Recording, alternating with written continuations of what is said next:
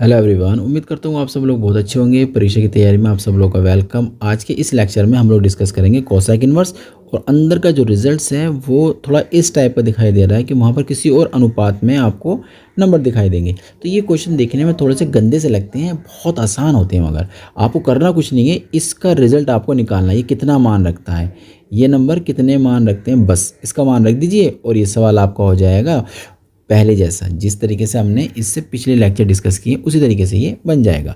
चलिए आप परेशान ना होइए, मैं इसको करता हूँ स्टार्ट। सबसे पहले मैंने फर्स्ट वाले क्वेश्चन को अपने नोट कर लिया, 2π/3।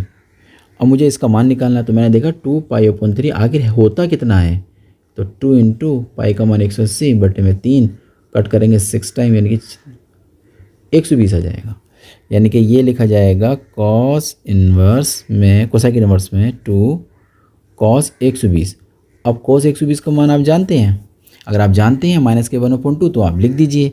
अगर आप नहीं जानते हैं तो भैया थोड़ा सा आगे चलते हैं इसको, और 2 cos को हम लिख सकते हैं 180 माइनस के 60, तो 120 बन जाएगा ना। तो ये हो जाएगा कोसेक इन्वर्स बराबर 2।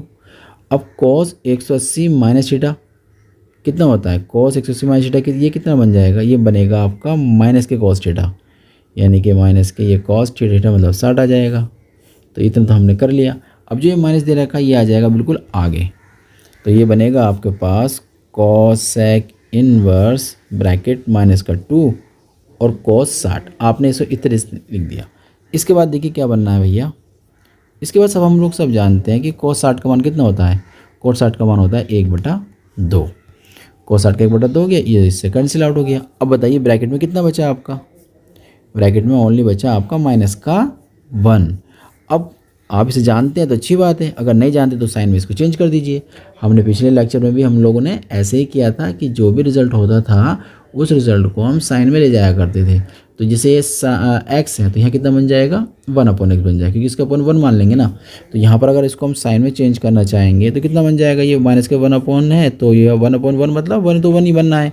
कुल मिलाकर आपका यही रिजल्ट लौट कर आ जाएगा। तो फाइनली आपके सामने आप एक ऐसा क्वेश्चन बन चुका है जिसमें साइन इन्वर्स है, आगे उसमें माइनस दे रखा है। तो आप सब जानते हैं साइन को माइनस से कोई प्रॉब्लम्स नहीं होती हैं, माइनस उसका बाहर आ जाता है।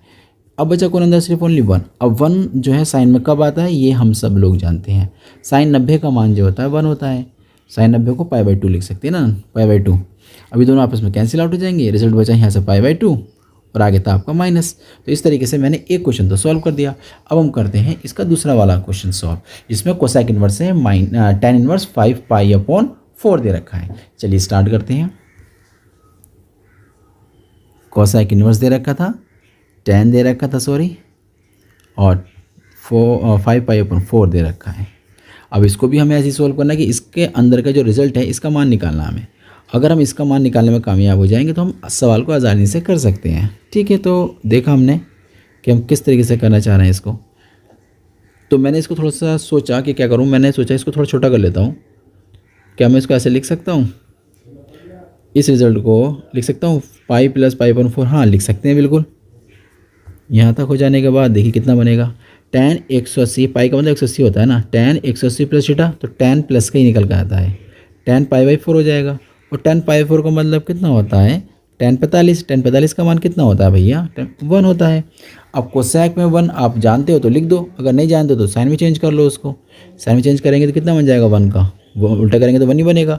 अब साइन में 1 कब आता है, हम सब जानते हैं साइन कब 1 देता है भैया, जब वो 90 होता है, यानी कि π/2 बनेगा। तो इसका मतलब ये दोनों आपस में कैंसिल आउट हो जाएंगे, रिजल्ट आ जाएगा आपका π/2। उम्मीद करता हूँ ये क्वेश्चन आपको समझ में आ गया होगा।